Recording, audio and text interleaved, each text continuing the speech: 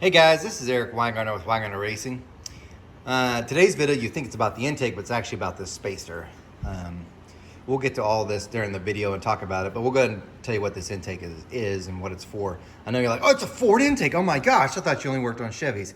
I work on Fords too. It really depends on what comes in. This one's actually for Zach at ZSR Racing Engines. And if you're a Ford guy, you should know who he is because he builds tons of Ford engines, a ton of them. And he's really good at what he does. This is for his own personal project. So he asked me to port the manifold, said no problem. And he sent this top spacer with it, which is really what this video is about.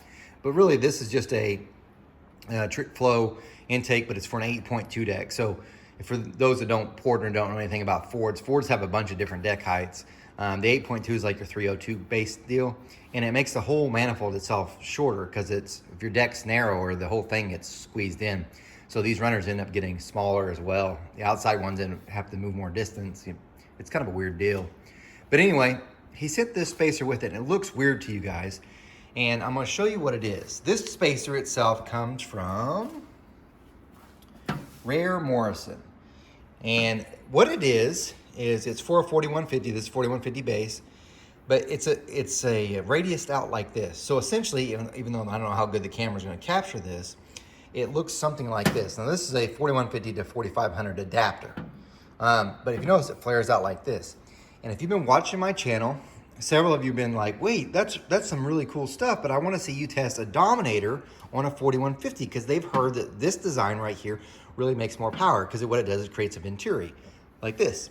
So having it here, and it's got a venturi, it goes wide and then it necks down and it actually follows the curve and into the ports.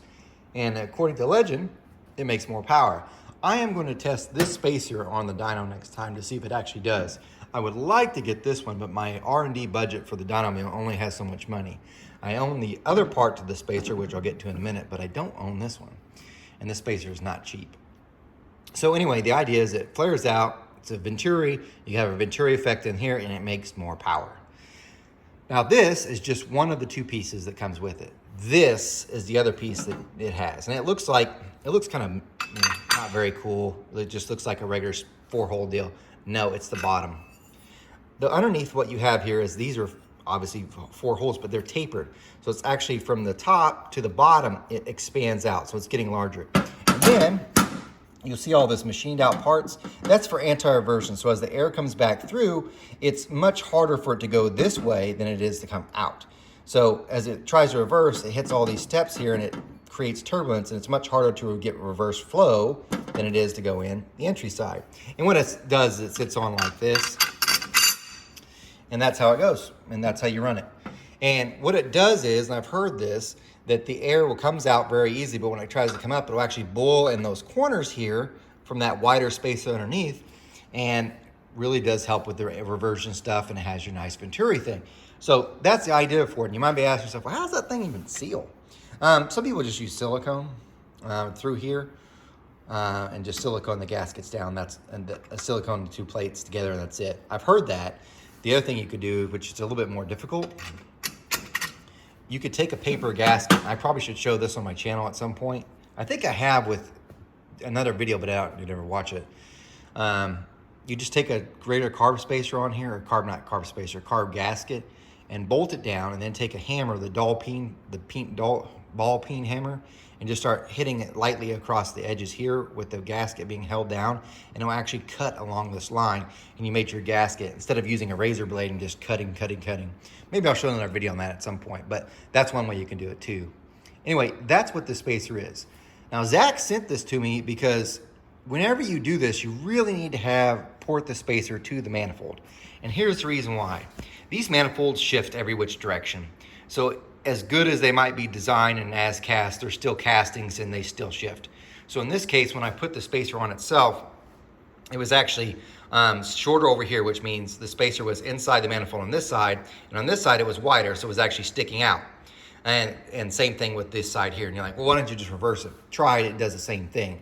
So what you do is you bolt it on, and then I grind out this to make it the exact entry that it is. Because you can't even tell where the manifold begins and where the spacer ends. Here, I'll show you. It's there. So, yeah, once it's together, it's fantastic. But that's what it is. Let me just take it off to kind of give you a better view. There you go. So that's a smaller side, and there's your wider side, so you can kind of see it that way. But that's all that it is. Just done that. This is going off to Zach today. Sorry about the noise. And that's how you run it. And I label it, by the way, front to back, I think, unless it got wiped off because of cleaning. I'll have to mark this before I send it out and engrave it. But anyway, that's it. This spacer is not cheap though. Last time I checked, it was like 300 bucks. So it's pretty expensive. I have heard, and this has been many years ago, from not just an NA guy, a circle track guy, and he had tested this specific setup like this. And he said peak power only gained like 8 horsepower over an open spacer, but at the lower RPMs, it was up almost 30 foot-pounds of torque. So on a circle track deal, that's huge. So peak power, not so much, over the lower RPM band, quite a bit.